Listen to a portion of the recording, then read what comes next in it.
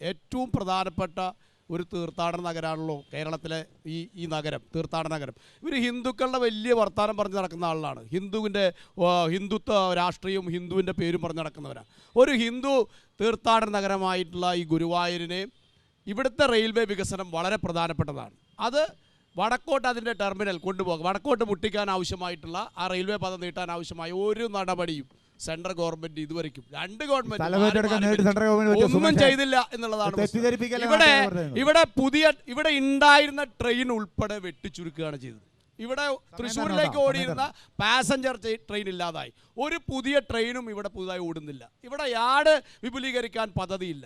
ഏറ്റവും പ്രധാനപ്പെട്ട railway station തൃശ്ശൂരിൻ്റെയും കേരളത്തിൻ്റെയും എറണാകുളത്തിൻ്റെയും ഒക്കെ വികസനവുമായി ബന്ധപ്പെട്ടതാണ്. ഇത് വടക്കോട്ട് കൊണ്ടുപോയാൽ ഇവിടുന്ന് അത് എടപ്പള്ളിക്കും നീട്ടാൻ വേണ്ടി കഴിയും. അങ്ങനെ വരുമ്പോൾ കേരളത്തിൻ്റെ ഭൂപടത്തിൽ തന്നെ വലിയ മാറ്റം വരും.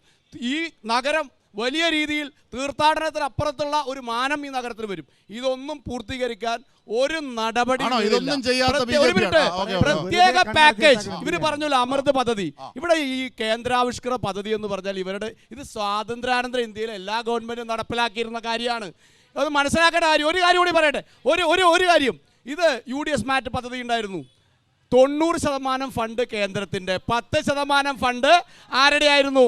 ഇവിടുത്തെ സ്റ്റേറ്റിന്റെ. പറയട്ടെ ഇപ്പൊ പറയട്ടെ, ബിജെപിക്കെതിരാ പറയുന്നത്.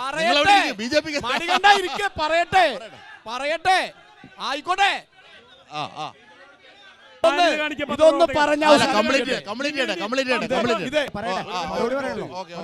ഒന്നാമത്തെ ഈ പറയുന്നവർക്ക് എന്തെങ്കിലും ധാരണ വേണം, അല്ലെങ്കിൽ ഓളിയിടാം. ഇതാണ് കാര്യം. പറയുന്ന കാര്യം കേട്ടിട്ട് അതിന് തെറ്റുണ്ടെങ്കിലാണ് നിങ്ങൾ സംസാരിക്കേണ്ടത്. ഇവിടെ 10% സ്റ്റേറ്റ് ഗവൺമെന്റും മുനിസിപ്പാലിറ്റി എടുത്തിരുന്നത്. പല സെൻട്രൽ സ്കീമുകളും അങ്ങനെയാണ് ഉണ്ടായിരുന്നത്. സെൻട്രൽ സെട്രൽ സ്കീം എത്രയോ വർഷങ്ങളായി നടപ്പിലാക്കണതാണ്.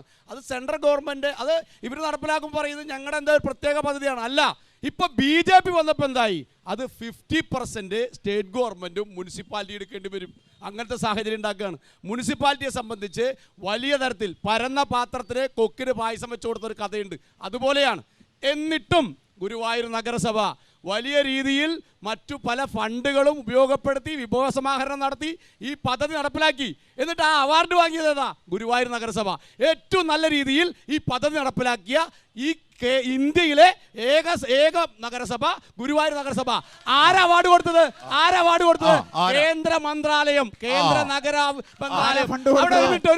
പറയട്ടെ, 50% സ്റ്റേറ്റ് ഗവൺമെന്റിന്റെയും മുനിസിപ്പാലിറ്റിയുടെയും ഫണ്ടാണ്.